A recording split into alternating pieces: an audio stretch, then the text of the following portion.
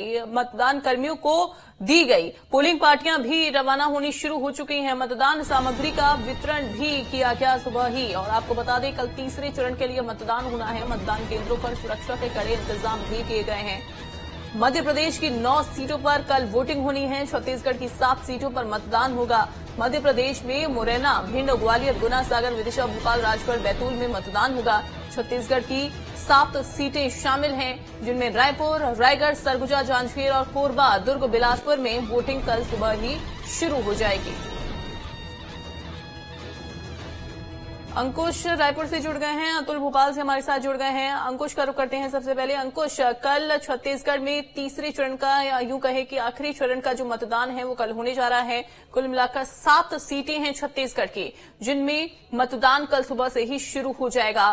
कैसी तैयारियां हैं मतदान दलों की? इसके अलावा मतदान सामग्री क्या वितरित कर दी गई है? क्या रवाना हो चुकी हैं सभी पार्टियां?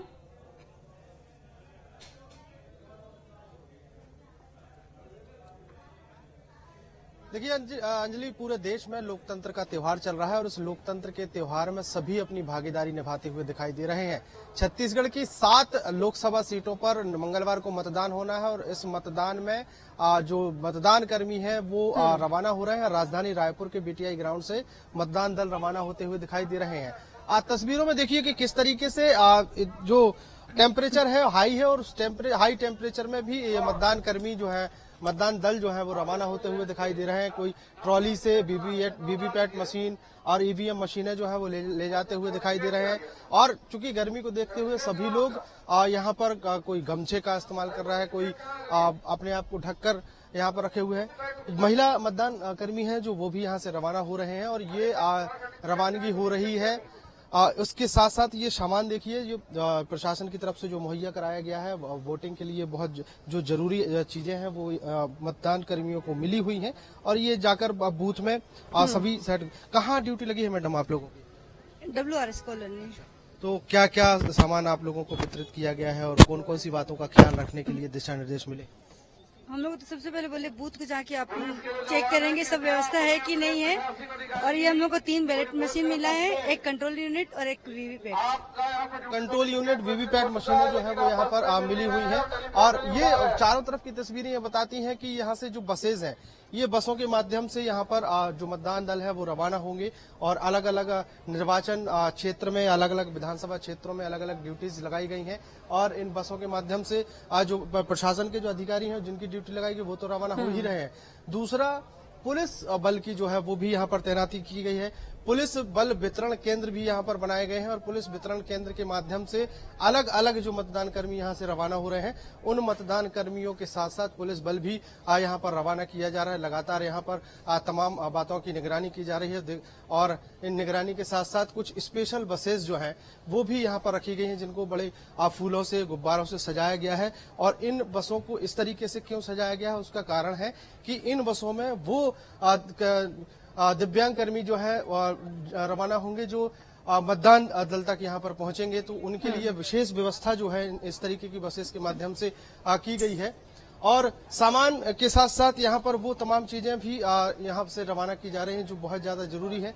अब पुलिस बल वितरण केंद्र की ये तस्वीरें हैं जहाँ पर जो पुलिस विभाग के जो अधिकारी कर्मचारी हैं जिनकी जहाँ पर ड्यूटी लगाई गई है वो भी यहाँ से रवाना होते हुए दिखाई देंगे। और ये जो अधिकारी कर्मचारी हैं वो भी यहाँ से रवानगी डालते हुए दिखाई दे रहे हैं। रायपुर जिले के जो अतिरिक्त पुलिस अधीक्षक हैं वो भी यहाँ पर बैठे हुए हैं, उनसे हम चर्चा करने की कोशिश करेंगे। सर, कितना दल अपने यहाँ से रवाना हो रहा है?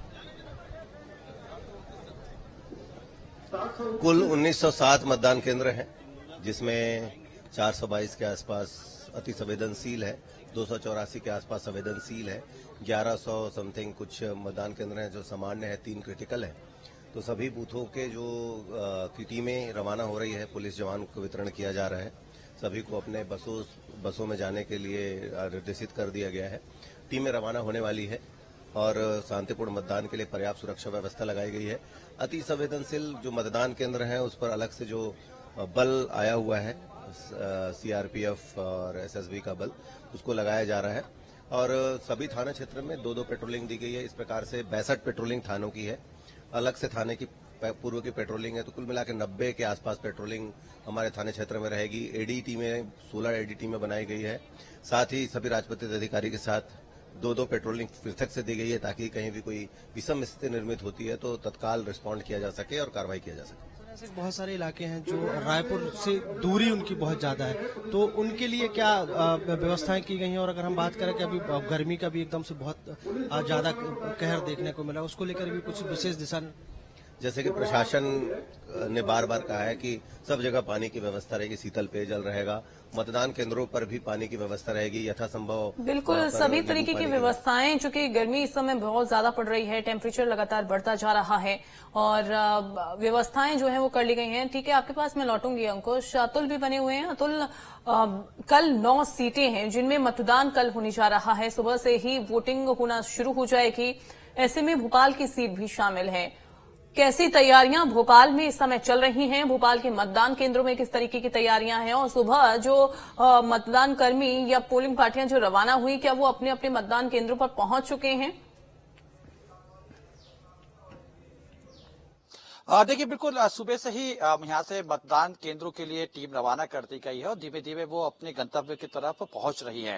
अमूमन भोपाल में और मध्य प्रदेश में भी तीसरे चरण के चुनाव के मतदान के लिए तैयारी अपने आखिरी चरण पर है। और देखिए, तीसरे चरण में जो सीटों का मैं जिक्र कर रहा हूँ, यानी खासतौर पे विदिशा और गुना और राजगढ़, ये काफी महत्वपूर्ण सीटें हैं। इस पे तमाम जो दिग्गज हैं उनकी साख दांव पे लगी हुई है। हालांकि निर्वाचन की तरफ से देखिए जानकारी भी दी गई, लगभग 1,77 लाख से ज्यादा कल मतदाता हैं जो अपना मताधिकार का प्रयोग करेंगे और इसके लिए करीब 20,000 से ज्यादा मतदान केंद्र बना दिए गए हैं मध्य प्रदेश की उन 9 सीटों पे जहां पे कल मतदान होना है।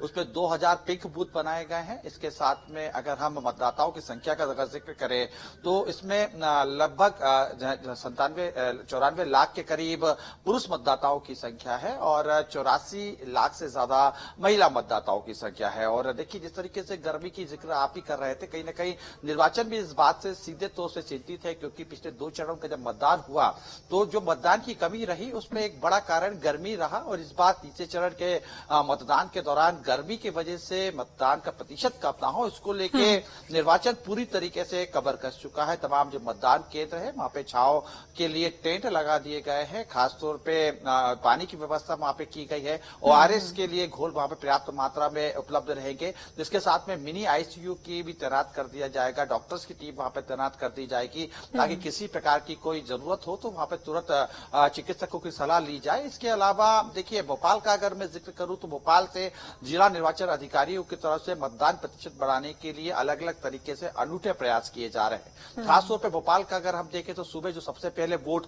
डालेंगे, लगभग यहाँ पे तमाम अलग अलग बूथों, अलग अलग मतदान केंद्रों पे जो पहला वोटर्स होगा उनका सम्मान किया जाएगा। और इसके अलावा जिला निर्वाचन अधिकारियों ने यहाँ पे हर 3 घंटे में उपहार स्वरूप एक जो है यहाँ पे प्रतियोगिता भी रखी गई है, तो भी जो भी मतदाता होंगे वो उसके अंदर अपनी भागीदारी सुनिश्चित कर सकते हैं। अलग अलग प्रकार के बड़े से लेकर छोटे तक उपहार दिए जाएंगे। ये उपहार में अलग अलग सोने की और तमाम अलग AC सहित तमाम अलग अलग चीजें होंगी। देखिए, इसके पीछे का तर्क यही है कि ज्यादा से ज्यादा मतदान बिल्कुल। और ये देखिए, ये इस बार अनूठी पहल देखने को मिली है, जो कि पहले चरण का मतदान हुआ उसके बाद वोटिंग प्रतिशत सामने आता है, दूसरे चरण का मतदान वोटिंग प्रतिशत सामने आया। मध्य प्रदेश में वोटिंग प्रतिशत बहुत कम देखने को मिला था पहले लोकसभा चुनावों के कंपैरिजन में, लेकिन ये अनूठी पहल इस बार की गई है। अंकुश, अगर हम बात करें, चूंकि तमाम ऐसे वोटर्स होंगे जो कि पहली बार इस बार वोट डाल रहे हैं, अब फर्स्ट टाइम वोटर्स के लिए चूंकि ये काफी जो पल रहता है वो काफी उत्साहित पल रहता है, ऐसे में क्या उनके लिए कोई अलग से व्यवस्था की गई है? जैसा कि अतुल बता रहे थे कि अब लगातार वोटिंग प्रतिशत बढ़ाने के लिए अलग अलग पहल की जा रही है, तो क्या ऐसी पहल हमें छत्तीसगढ़ में भी देखने को मिलेगी, इन 7 सीटों पर देखने को मिलेगी?